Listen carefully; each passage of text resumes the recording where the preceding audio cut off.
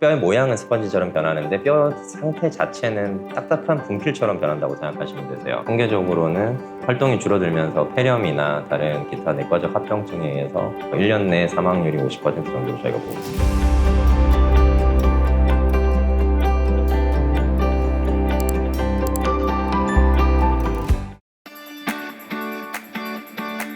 골다공증이라고 하는 게 말 그대로 뼈 안에 구멍이 많이 생기는 걸 말합니다. 뼈 흡수율이 많아지거나 뼈 형성 능력이 떨어지게 되면서 뼈의 모양은 스펀지처럼 변하는데 뼈 상태 자체는 딱딱한 분필처럼 변한다고 생각하시면 되세요. 그러니까 딱딱하긴 한데 부러지기가 쉬운 상황이 되는 거죠.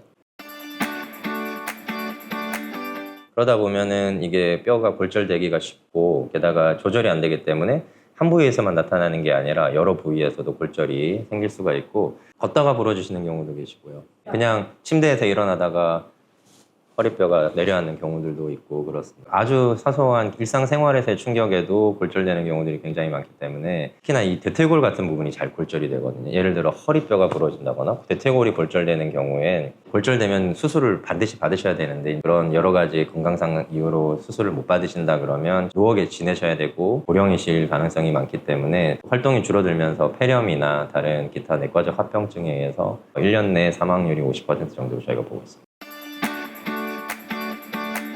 한번 진행된 골다공증은 돌리기가 단기간에 굉장히 어렵습니다. 그래서 적극적인 치료를 하게 되거나 골다공증에 의한 골절이 발생하는 경우에는 골 형성을 촉진하는 치료제를 쓰기도 하거든요. 부갑상선 호르몬이라고 하는 약을 쓰게 되는데 이 약은 또 길게 쓸 수가 없습니다. 평생에 3년 이상 쓰게 되면은 발암물질로 변하게 돼요. 그래서 그런 골 형성하는 약은 신중하게 써야 되고 대신에 골 흡수를 줄여주는 치료를 많이 합니다. 3개월이든 6개월이든 주사를 맞으세요 하는 약이라거나 아니면 일주일에 한 번씩 식사랑 같이 드세요 하는 그런 골 흡수 억제제가 있어요. 그런 부분들도 근데 장기간 계속 치료를 해야 되고 요즘엔 그래도 주사제들이 잘 나와 있어서 3개월에 6개월에 한 번 정도만 주사 치료를 통해서 치료할 수 있지만 되돌리기가 상당히 어렵기 때문에 주의하셔야 되고 요즘에는 이제 근감소증과 골다공증의 연관성을 많이 보거든요.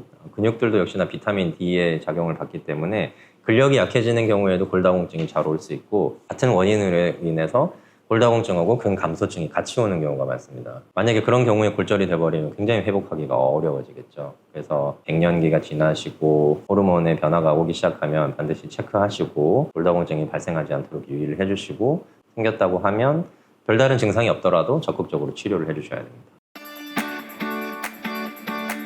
여성 호르몬이 감소하게 되면은 거기 비타민 D라거나 다른 합성도 영양이 좀 떨어지게 되고 근감소가 발생하기도 쉽고 보통은 60세 이후로 저희가 이제 갱년기가 좀 지나고 나서 폐경 이후에 증상이 많이 생기고요. 국가에서는 60세 이후에서는 1년에 한 번 정도는 보험으로 검사를 할 수 있게 저희가 안내를 하고 있고 그렇지 않다 하더라도 필요한 경우에는 적극적으로 골밀도 검사를 통해서 모니터링, 선별 검사를 해보시는 것이 중요하겠습니다. 보통은 골다공증은 아니지만 골감소증이 계시는 분들이 많이 있습니다. 골다공증의 기준은 골밀도 기준으로 표준 편차에서 T스코어라고 부르는 게 있는데 그래서 마이너스 2.5 이하로 보일 때 특히나 요추 1번에서 4번까지의 평균 골밀도가 2.5 이하일 때 저희가 이제 골다공증으로 진단하게 되고요. 2.5 이하는 아니지만 평균보다 낮거나 아니면은 그 사이에 2.5까지는 안 갔지만 그 사이에 감소되어 있는 경우에는 골감소증이라고 저희가 표현을 하는데 저희가 비타민이나 칼슘 같은 걸 보충해 주면서 그 호르몬을 대체할 수 있는 그런 약들을 시중에 굉장히 많이 나와 있습니다. 그래서 그런 약들을 적극적으로 활용해 보시고 그리고 근감소가 되지 않게 운동을 꾸준히 해 주셔야 돼요. 칼슘을 과다 섭취하게 되면 심장에 영향을 줄 수가 있습니다. 그리고 아까 말씀드렸던 것처럼 뼈가 딱딱해지는데 분필처럼 딱딱해지는 거죠. 그래서 그 뼈의 퀄리티라고 해야 돼요. 뼈의 질이 좋아져야 되는데 그 강도만 좋아지는 경우들이 있거든요. 그래서 칼슘하고 비타민 D랑 같이 복용을 하셔야 되고요.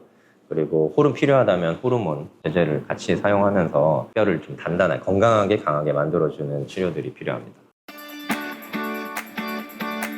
골다공증은 이제 증상이 갑자기 뭐 나타나고 어느 정도 증상이 단계가 있게 나타나는 게 아니라 갑자기 어느 순간 검사를 해보니까 골다공증 수치가 왜 이렇게 낮아요? 그나마 발견이라도 하시면 다행인데 대부분은 아예 병원을 안 오시고 모르고 계시다가 골절이 노년에 생기시면 굉장히 치료하기도 어렵고 골 형성 호르몬 매일 자가로 주사를 맞으셔야 돼요. 이미 발생해서 생각하시면 늦습니다. 그래서 항상 오셔서 가까운 제일 가기 편한 정형외과나 가정의학과든 내과든 전문의하고 상담을 자주 하셔가지고 평소에 관리하시는 게 중요합니다.